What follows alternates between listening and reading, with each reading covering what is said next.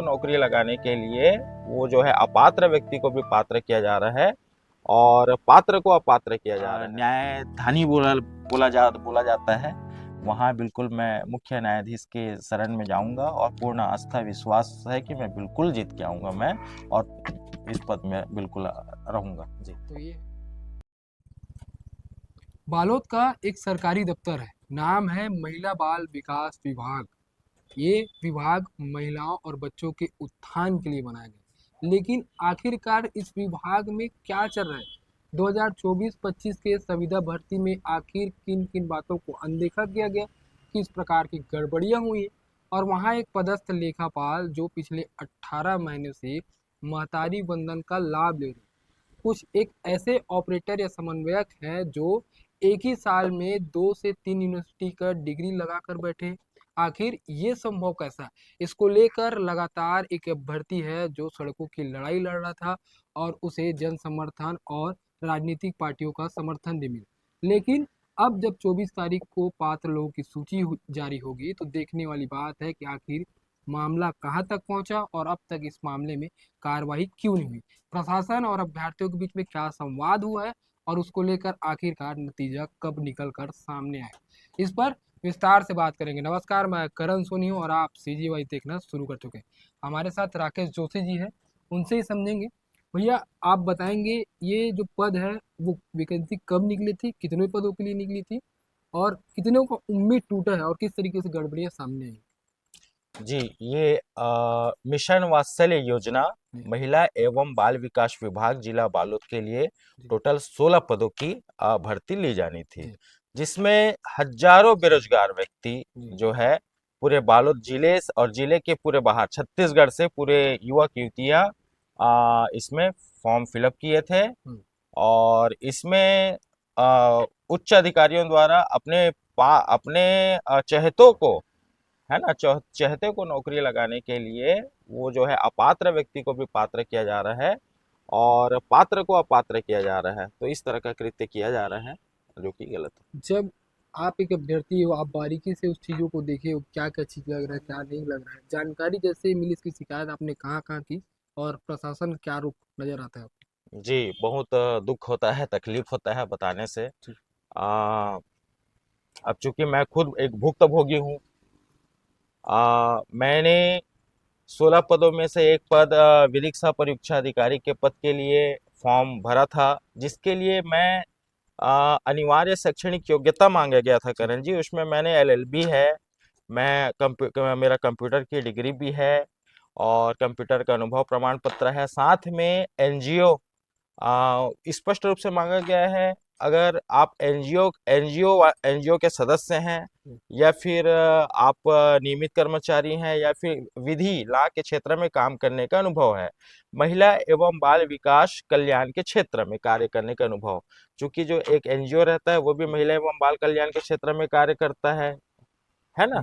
तो ये सारी एनजीओ भी है करण जी। जो हमारी जो संस्था है वो जो है महिला एवं बाल विकास कल्याण के क्षेत्र में भी काम करता है।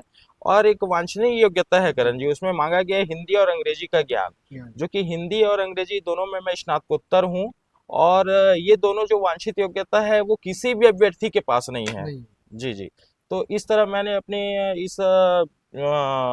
अपनी समस्या को रखते हुए मैंने माननीय उच्च सभी अधिकारियों के पास अपने बात को रखा, SDM साहब के पास रखा, कलेक्टर मैडम जी के पास रखा, सभी के पास मैं रखा और वो आश्वासन भी मिला कि नहीं, आपके साथ पूरी पारदर्शिता के साथ पूरा आपकी भर्ती प्रक्रिया लिया जाएगा और बिल्कुल अगर पात्र रहेंगे बिल्कुल पात्र किया जाएगा। लेकिन इस तरह मतलब जो महिला बाल विकास के अधिकारी हैं उनके ये ऐसा नहीं लगता कि वो इस तरह का कार्य कर रहे हैं, बस अपने चहेतों को ही नौकरी लगाने का प्रयास किया जा रहा है। जैसे विभाग में ही ऐसा दो व्यक्ति हैं, योगेश कुमार साहू जी। और एक है वेद प्रकाश साहू जी। जी।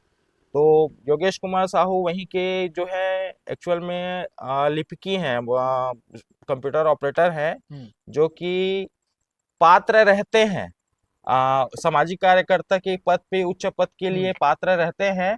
फिर जैसे ही पता चलता है कि आम जनताओं को पता चल गया है तो उनके तरफ से ही अपने आप को अपात्र कर दिया जाता है। ऐसा ये भी सुनने आए हैं वेद प्रकाश साहू जो कि महिला बाल विकास विभाग में समन्वय के पद में है, जो 2021 में एमएसडब्ल्यू का कोर्स किया जी है। अब आप जानते हैं करण जी, एमएसडब्ल्यू जो होता है नियमित कोर्स होता नियमित है। कोर्स तो होता है। नियमित कोर्स में महाविद्यालय में 70% उपस्थिति जरूरी होती है। जरूरी। तो आप 70% आप उपस्थिति आप जब महाविद्यालय में कर रहे हैं तो आप फोकट का पेमेंट कैसे पा रहे हैं महिला बाल विकास विभाग में? ये अच्छा। ये सबसे बड़ी बात है। फिर बात यह है सोनी जी कि आप 2022 में आप एमए समाजशास्त्र कर लेते हैं, जी है ना? एमए समाजशास्त्र 2021 में आपने एमएसडब्ल्यू का कोर्स किया, 2022 में आपने एक साल में एमए समाजशास्त्र का कोर्स कर कोर्स लिया। कर लिया। क्या ये संभव है? क्योंकि एमए मास्टर जो डिग्री होती है वो 2 वर्ष का ही कोर्स होता जी है ना? और आपने 2022 में ही आपने पीजीडीसीए का भी कोर्स किया है। तो करण जी आपको थोड़ा सा ये बताना चाहता हूँ जी कि शासन के नियमानुसार अगर आप अलग अलग विश्वविद्यालय में अलग अलग डिग्री भी लेते हैं, ठीक है, मान्य है, अमान्य नहीं बोलता हूँ करण जी, हाँ। लेकिन आप एक ही विभाग में एक ही डिग्री, एक ही पीजीडीसीए मतलब जो भी अलग अलग जो आपकी डिग्री है, ये मतलब स्नातक है, जी उसकी आप डिग्री का प्रस्तुत नहीं कर सकते। शासन के नियमानुसार अगर कोई व्यक्ति डिप्लोमा कर रहा है, जिस प्रकार एक डिप्लोमा करते हुए वो डिग्री कर सकता है, जी लेकिन 2 डिग्रियां नहीं लिया जा सकता। पता नहीं है ऐसा शासन प्रशासन में इस तरह का मतलब लोग गुमराह करते हैं, क्योंकि ये लोगों में अज्ञानता शिक्षा है। एम एस और एम जी एस डब्ल्यू का जो कोर्स रहता है उसमें 4 सेमेस्टर लगते हैं, लगभग 2 साल लगता है जी एम एस जी डब्ल्यू करने में। जी जहाँ तक मेरी जानकारी है, मास्टर ऑफ सोशल वर्क जी इसी को बोलते हैं। जी जी जी इस क्षेत्र में जब वो 2 सालों का कोर्स होता है जी और उसके बावजूद भी यहाँ उसकी उपस्थिति थी और वो जी कार्य कर रहे थे, जी तो ये कैसे संभव हो सकता है? क्योंकि आप भी विद्यार्थी रहे होंगे। देखिए, अब मास्टर आप सोशल वर्कर तो ये नियमित वो होता है। जी और जिस प्रकार वेद प्रकाश साहू जो है वो बहुत सारे गवर्नमेंट संस्था में जी पदस्थापना रहा है। हम्म, और उन्होंने साथ में नियमित के साथ साथ उन्होंने हो सकता है कि स्वाध्यायी या प्राइवेट भी उन्होंने अध्ययन किया होगा, अच्छा। लेकिन ये संभव नहीं है।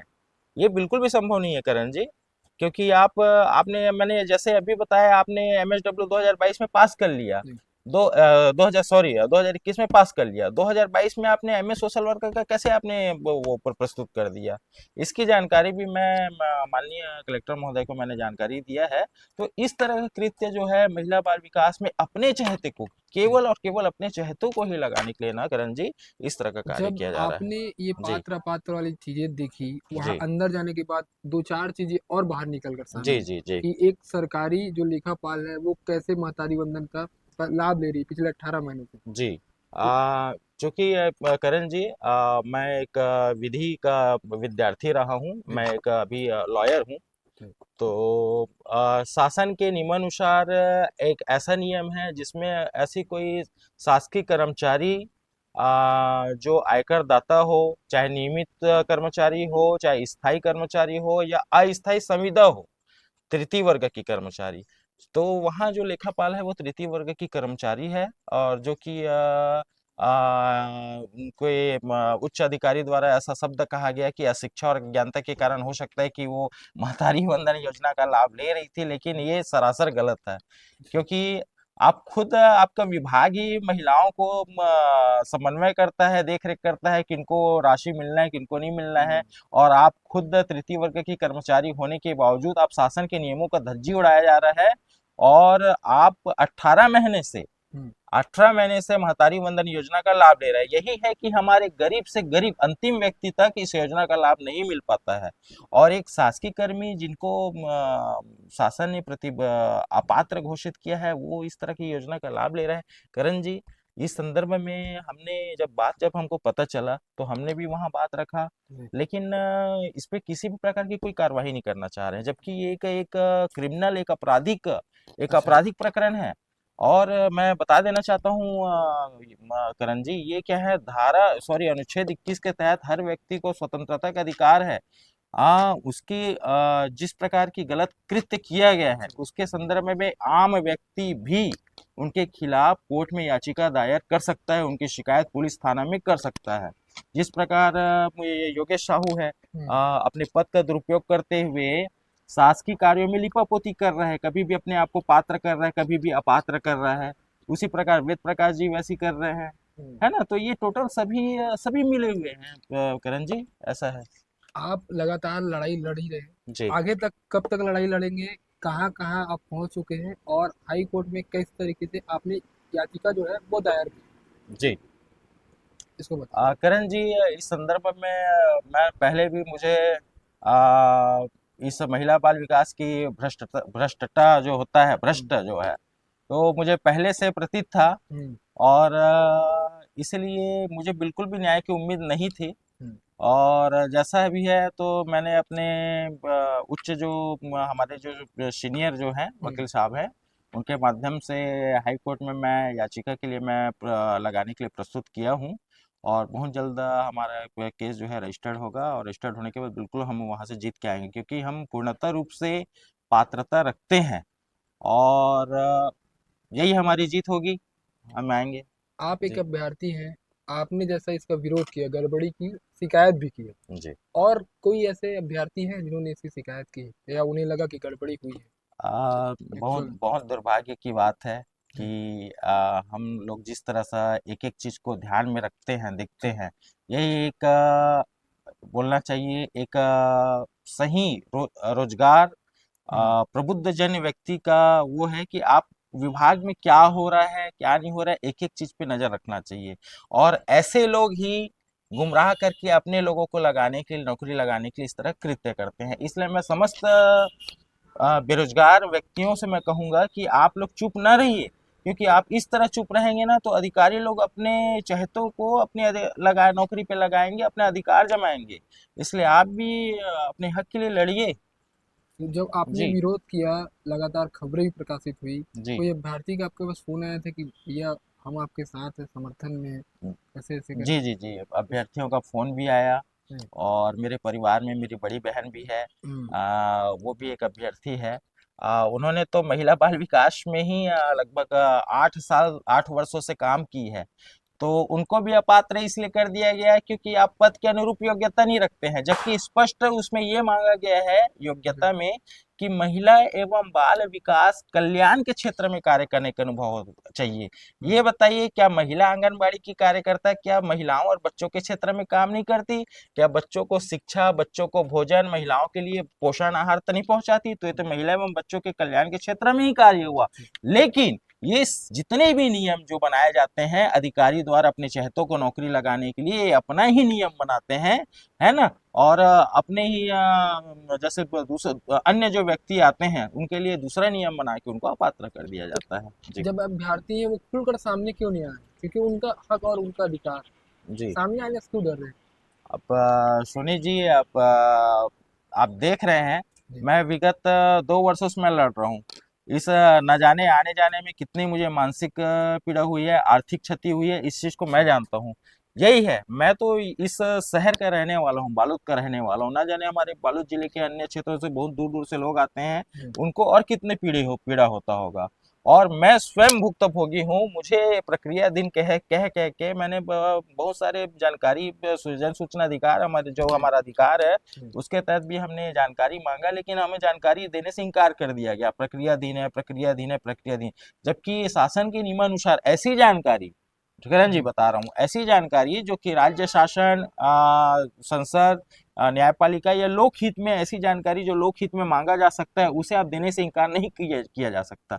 लेकिन विभाग द्वारा जो है टोटल और टोटल गुमराह किया जा रहा था करण जी, अच्छा। ऐसा है। 24 तारीख को भर्ती हो जाएगी लगभग, जी। आगे किस तरीके से रुख रहेगा आपका? जैसा है अब करण जी, भर्ती प्रक्रिया उनका तो स्वतंत्र स्वतंत्र वो है, वो समय सीमा में जैसा भी जी, भर्ती प्रक्रिया करे, है ना। मैं भी अभ्यर्थी हूँ और चूंकि पूर्ण पात्रता रखता हूँ तो बिल्कुल हाई कोर्ट ही निर्णय करेगा उसमें, क्योंकि न्याय न्याय का बोलना चाहिए वो गढ़ है, न्याय जी, का गढ़ है बिलासपुर। न्याय धानी बोला बोला जाता है। वहाँ बिल्कुल मैं मुख्य न्यायाधीश के शरण में जाऊंगा और पूर्ण आस्था विश्वास है कि मैं बिल्कुल जीत के आऊंगा मैं, और इस पद में बिल्कुल रहूंगा जी। तो ये है राकेश जोशी, जिन्होंने गड़बड़ियों के आरोप लगाए हैं भर्ती प्रक्रिया को लेकर। इनका ये आरोप ये भी है कि वहाँ लेखापाल जो पदस्थ है वो पिछले 18 महीनों से महतारी वंदन योजना का जो है लाभ ले रही है। लगातार इस आंदोलन को उठाने के बाद अब मामला जो है वो बिलासपुर कोर्ट में जाएगा, याचिका दायर होगी। अब देखने वाली बात होगी कि 24 तारीख को कौन कौन लोग पात्र होते हैं, और क्या उनके ही चहेते जिन पर ये आरोप लगा रहे हैं वो ही चयनित होते हैं। ये समझने वाली बात है। बाकी आपको क्या लगता है इस भर्ती प्रक्रिया को लेकर, कमेंट करके जरूर बताएं।